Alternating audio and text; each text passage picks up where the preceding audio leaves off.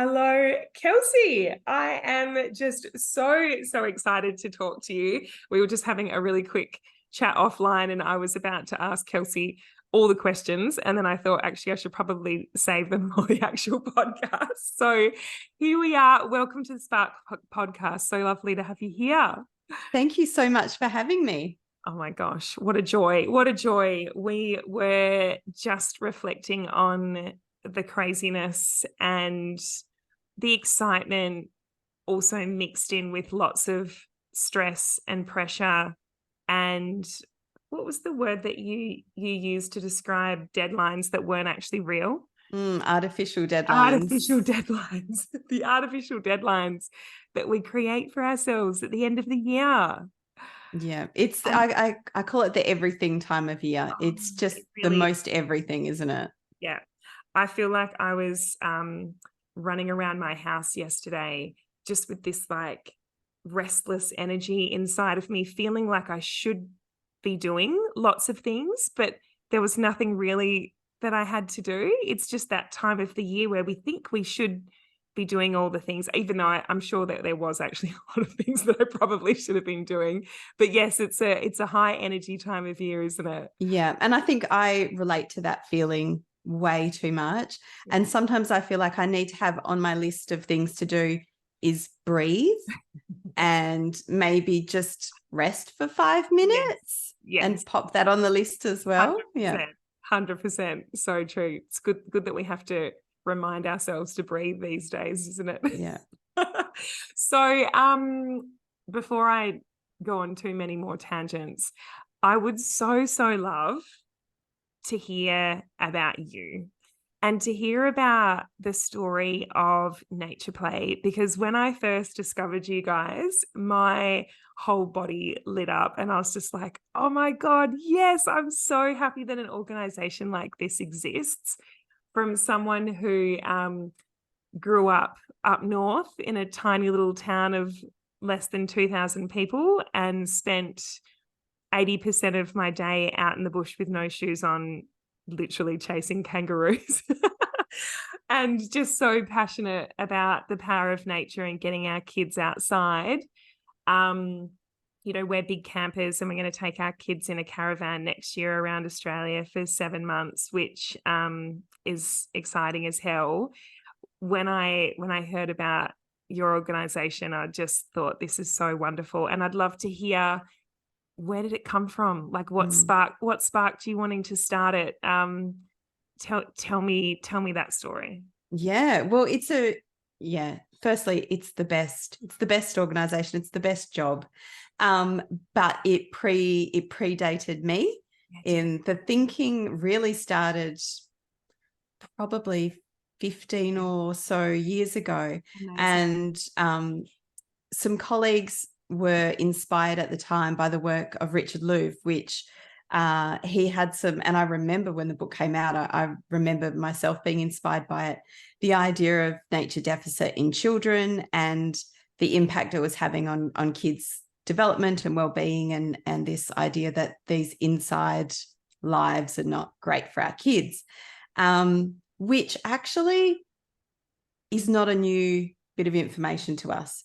If we look, if we look at Indigenous cultures, this is something that people have known for many tens of thousands of years. But somewhere along the line, we sort of, got confused about what's healthy for us. And so it actually came out of the Department of Sport and Recreation here in WA. And some sort of enlightened and inspired thinkers came together to start this little organisation, which really was just focused on getting kids outside, getting them playing and having a happy and healthy childhood. Amazing. And yeah, how wonderful. And our previous CEO, Griff Longley, he was there from day one and really got it started and tried to just normalise the conversation. A lot of the early work was giving, it sounds a bit bizarre, but giving parents permission, like, yeah, it's still great for your kids to ride to school. It's still really valid and healthy for them to play at the park and not always with you watching them, and trying to remind, in the early days, a lot of it was reminding parents of what was your childhood like? Yeah. What do you want for your child in their childhood? You're in charge as a parent, you know, you can make that happen. Yeah. So that was about 13 years ago that Nature Play started, and it's just really continued to grow and grow. And we've evolved and matured as an organization. And what really started out as a focus on younger kids, sort of 0 to 8, now we just work across all families, all ages. You know, the messages that we put out about health and well-being and the benefit of being outside, it's valid for everyone. It's important for everyone. There's no sort of age. What about mums who are children on the inside? Oh my goodness. Yes. I think possibly, because I'm one of them, possibly the most, you know, amazing. And such a great opportunity for us to find a bit of playfulness when we're with our kids, you know, it's really important.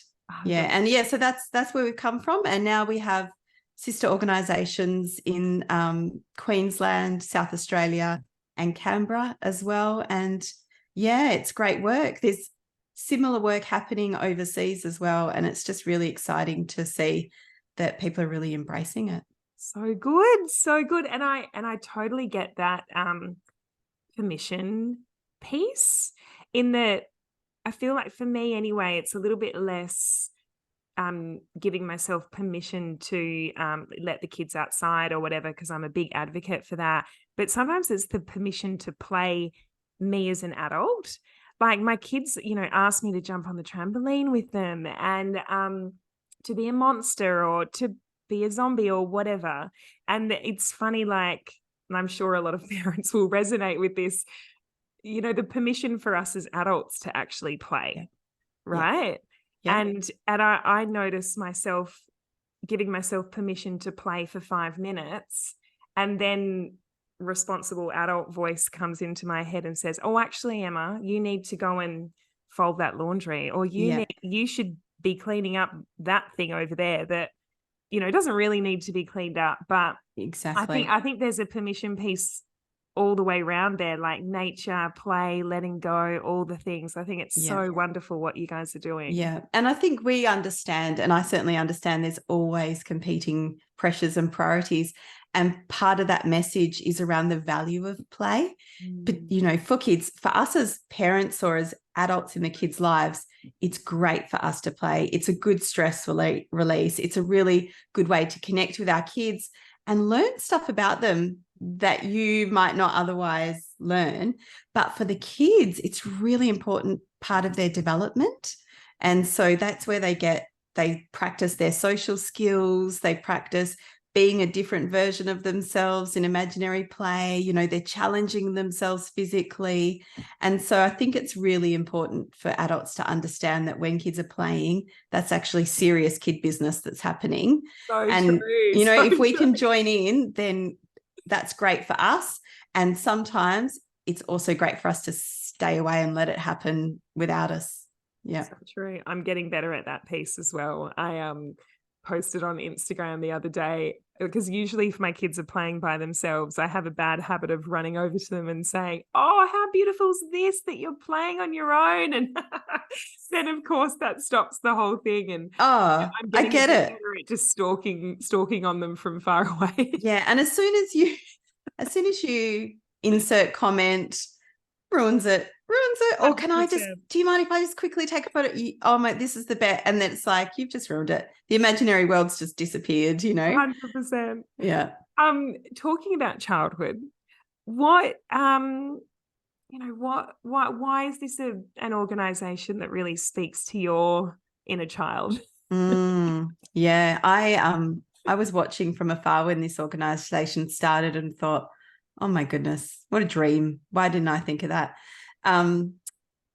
So I actually asked my mum. I was like, what do you think, Mum? How did I end up here? Because I can't remember what I was like as a child. We all have this story in our head, but I thought my mum's really the one to ask. So I asked my mum about it. And the things I knew to be true were that I always loved animals, really felt a connection to nature, and in particular trees. I was, very, I don't know why, just empathetic and felt the need to look after animals and nature as a kid.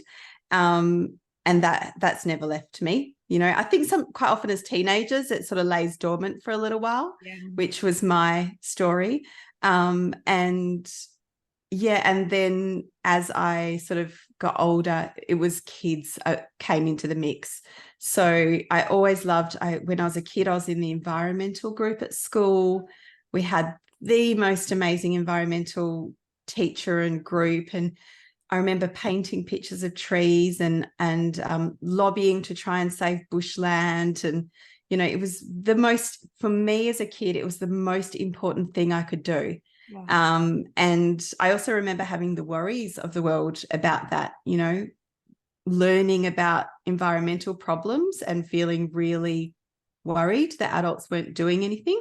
Yeah. And so that kind of inspired me. My work started off in that space, environmental education and working with kids, and then working in conservation. I worked in Indonesia in orangutan conservation and did a lot of research as well along the way, because as a kid, I was always really keen to learn. I was one of those, kids wanted to be at school, wanted to learn, and that's always stayed with me as well. So just integrating all those things, never with a real vision of where it was going to go. And yeah, it's just taken me on the most amazing path. Oh my gosh, 100%. What a cool role. Yeah. So what's in store for Nature Play's vision of the future? Like, what are your greatest hopes and desires for the impact that you hope for Nature Play to make? I mean, ideally, we wouldn't need Nature Play WA.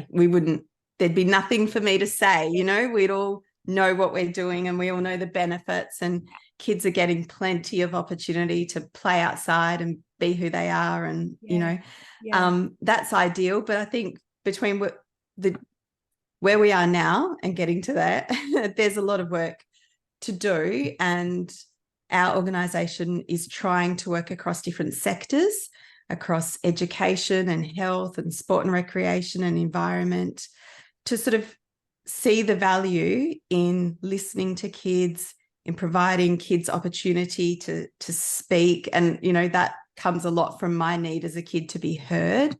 And then just really providing a delightful childhood for our kids, and not one of excess, not one of entitlement, but one of connection to community, connection to place and nature, and, understanding that we have a role in the stewardship of nature, but also it gives us so much. It's really important for kids' well-being or adults as well. It can help us feel better.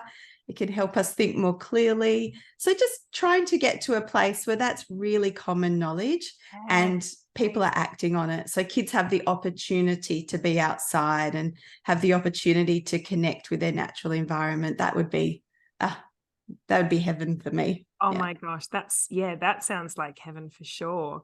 I'm sure that you've heard of the is it called forest therapy that they do in Japan? Yes, forest bathing. Yeah. So good. And it's funny because my husband and I and the fam were down south in Margs over the weekend, and our little girl Hazel fell asleep, and so we thought we'd just go for a bit of a drive through I think it's the Nanup forest, where there's all those like giant trees. And we're just like kind of cruising along really slowly. And my husband just said to me, gosh, I just feel so calm. Like there is something about just being out here that is so calming. And I noticed it in his energy as well. And I think, the whole family was just so quiet and calm and chilled. Like both the kids fell asleep in the end. And there is something so beautifully intangible that we just know that we're supposed to be in nature, right? Like we are connected to it, maybe not physically, but there's something that is a cord between us and nature, and that it's there for us, and it's something that supports a part of us that we might not have words for. Absolutely. And I think it's like said previously, it's something that Indigenous cultures have known forever and held on to. And it's something that for others, it's a return to or a new learning. And, I have a real love for research and a research background. And it's so exciting now to see the journal articles, the scientific research that's demonstrating that knowledge that Indigenous cultures have always had. But now we're seeing a lot more, scientific publications about it. And I feel like we know when we go outside, we know when we spend time. One of my kids just loves being at the beach. The wind makes her feel free, and she's got all these different words for it, but it's good for her mental health. It's good for all of our mental health. And the thing is that it doesn't have to be, it's not necessarily the same for everybody. Not everyone loves a bushwalk. Not everyone loves the beach. You might like being by the river, or you might like watching the leaves blow in the wind. There's different things appeal to different people, but there's generally something for everybody. Definitely. I don't know if you, I know that you're an Imperfects podcast fan, and whether you heard Gina Chick from Alone speak, who's obviously a big nature advocate. Yes, she's amazing. She's amazing. And I get people sending me links to interviews and stuff with her all the time. And what an amazing woman. Yeah. Oh my gosh. Well, one of the pieces that was a really beautiful reminder was, the fact that we're indoors all the time. Often, like, we don't need to look further than the walls of our house. And so our eyes are constantly scanning for only a couple of meters to the side of us. And that there's something that when we're out in nature, I'm sure you would be able to recall all of this a lot more clearly than me, but when we're out in nature and our eyes actually are surrounded by so much more space, that there's something that shifts in our brain. I think our brain waves change or whatever, that is just so calming for the brain. And that we don't get enough of that these days because we're indoors staring at a tiny little screen all the time, which, sends our brain often into beta waves, which are the more stressful ones. Yeah, absolutely. And we've seen in the research, we did some research for around kids and, schools and learning, that even being able to look outside, to move their eyes and look in the longer distance and see trees, and not grass, but trees moving, that was helping them with their well-being, with their concentration. I mean, that's sort of the starting point. Actually, we've had some research in hospitals as well, which says a picture of a tree on the wall will help a patient. A window that overlooks a green space will help a patient even more in their pain thresholds, in their speed of recovery, in their mental health and well-being. And then being able to go outside, it increases it even more, because what you're saying about the eyes is just one sense. And when you're outside, you also have the smells, you feel the breeze, you get the sunshine, the vitamin D. So it is, sometimes we often say just stepping outside is going to help you. And then anything else you do from that is a bonus. Yeah. Oh my gosh. Amazing. I want to change track ever so slightly here, because it sounds like it's been pretty onwards and upwards for nature play, and probably I don't know a lot about your whole career journey, but it sounds like there's been some beautiful, successes. And have you ever heard of the saying, new level, same devil?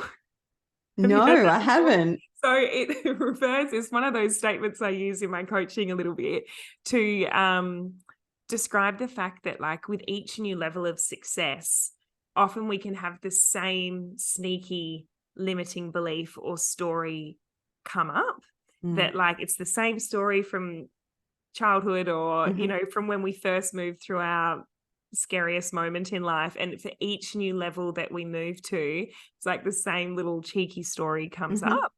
And say, for example, the one that always used to pop up for me and will still continue to, is that, you're not talented enough, you're not good enough, you're not smart enough, lots of those like enough stories. And I I really like to normalize the fact that we all have Yeah. this beautiful inner critic that lives Yeah. in our brains and that loves to protect us and keep us safe and all of the things. And I'm wondering if you would be happy to share what your little sneaky devil is that Yeah. likes to show his head in your most challenging moments or when you're stretching outside your comfort zone. Yeah, I think this is such a great question, an important one. And for some reason, and I'm not sure why, I've always had a very strong sense of I can do whatever. I can do anything, not in a superhero kind of way. I don't know if it's because I had a big brother who used to make me keep up with him. I don't know where it came from, but I've always sort of believed that I can do it. If you can do it or they can do it, I can do it. It might take some effort, some training, some, whatever, but why couldn't I do it?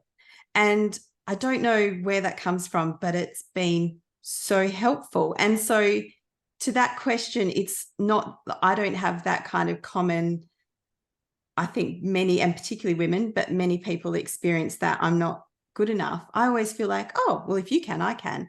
Amazing. But Amazing. but that comes at a cost, because reflecting on this, early in my career, I worked at a workplace where I was a young woman, and I'm also a very small person, and working with a lot of mostly men and really old senior, men. And I felt the need to constantly prove myself. I had belief that I could do it and I was good at my job and whatever, but that need to constantly prove myself, to demonstrate to everyone else, I'm going to be super at this. I'm actually the hardest working. I'm actually the most, whatever. And that started off early, and I don't think that has left me. And then to the point where it's not necessarily reasonable or healthy, no one asked that of you. Why are you doing that? And then working in another environment, again, which was, I found myself to be a bit different, being female and still youngish and definitely small. And that was quite a confrontational workplace, which I did not enjoy at all. But I rose to it, and so somewhere along the line, I got this message that I'm feisty and I'm confrontational and I'm, all these things. And it wasn't until I had a conversation with a colleague not that long ago where I said something about being confrontational, and she said to me, I don't know what you're talking about. I have never seen that in you. And I thought, oh, actually, that was the situation I was in.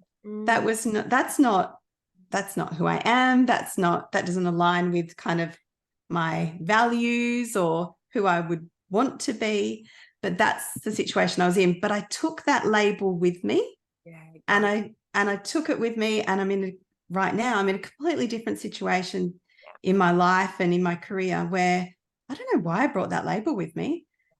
And so I've kind of had it in my head, the message that instead of saying perhaps you're not good enough or whatever, it's rein it in, Kelsie. You might be too feisty, you might be too whatever. But it's so interesting that when you talk about these things, other people go, no, never saw that in you, Oh, so yeah. and what fantastic self-awareness as well, right? For you to be able to spot that and pick it out and recognize that it was situational rather than, I think, what psychologists often call a fixed trait. Yeah. Well, thanks for asking the question, because that's why I came to that. That's what made me think about it. And it also just reminds me of how wonderful our brain can be in holding on to any negative feedback that we often get in our lives. Yes. And that often, like, the positive feedback is like Teflon on the brain. It just slides right off. Absolutely. Like one piece of feedback, particularly of the negative kind, can stay with us for a long time, can't it? And I think that's so wonderful that you've recognized that, that there can be pieces of feedback that we get from very specific individuals that might have an issue with that for themselves. So they're reflecting it back to one person, but Yeah. actually it has no other impact on the rest of your life. So, thank you for sharing that. I mean, that's a wonderful mindset and so great. And I can also see, yes, how it could have some really, really positive impacts in your life, but I can also see how that could have some other impacts too. So we're getting towards the end of our chat. There was a couple of other little questions that I wanted to ask you. What do you think the secret ingredient is, if there is such a thing, to succeeding in like a purpose-led business when it requires often putting so much of you and your heart and your energy and your heart or your soul or whatever you want to call it on the line? What supports you in that process? What do you feel like the secret ingredient is there? It's a really good question, and I've only ever worked in for-purpose work, which to me means that I've really only ever done work that I absolutely believe in and love, which is such a privileged place to be in. But like you're asking and alluding to, it means that it takes a lot from you. You know, it requires a lot. It's a lot of caring and thinking and stress. You know, working in a sort of usually almost always not-for-profit sort of sector with for purpose can be stressful.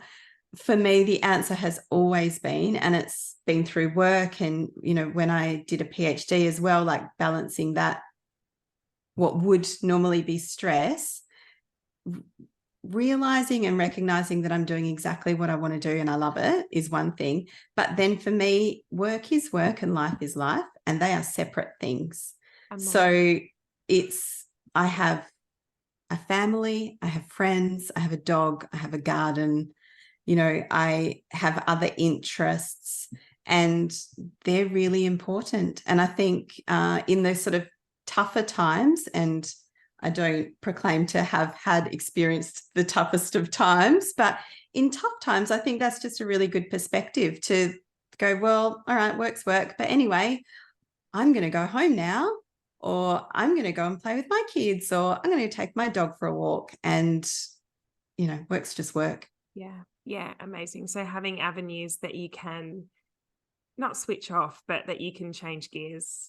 Absolutely. And I also have, you know, a husband who will listen. Yeah, amazing. So good. So good. And I also love how you phrase that, in that actually the secret for purpose-led business or for-purpose business, you know, the secret is that it gets to be purpose-driven, right? And that the passion and the fuel and the energy that comes with that. Yeah, amazing. So how do we get started with Nature Play? How do I get involved as a mum? How do I get my kids into it? Where would you recommend we start?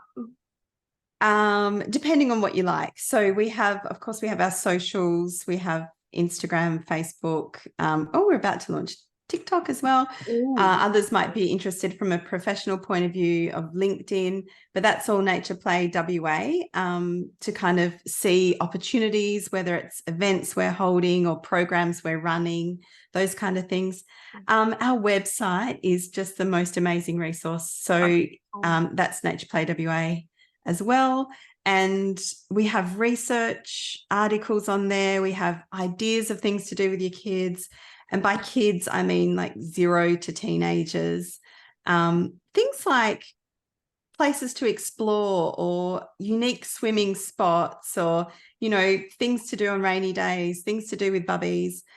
So many great ideas. And we have a few apps as well. So families that are traveling, or if you're out and about and want to do something with the kids, we have things like play trails that you can download on your phone to really get kids to engage with the nature space they're in.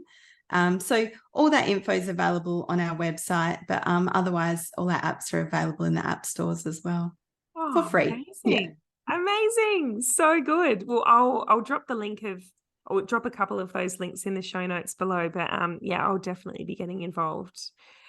Thank you so much for coming and having a chat to us. It's been so wonderful meeting you and hearing more about Nature Play and where it came from and where it's going to go. Yeah, it's just been a dream. Thank you for coming on. Thank you. It's been my pleasure. Bye.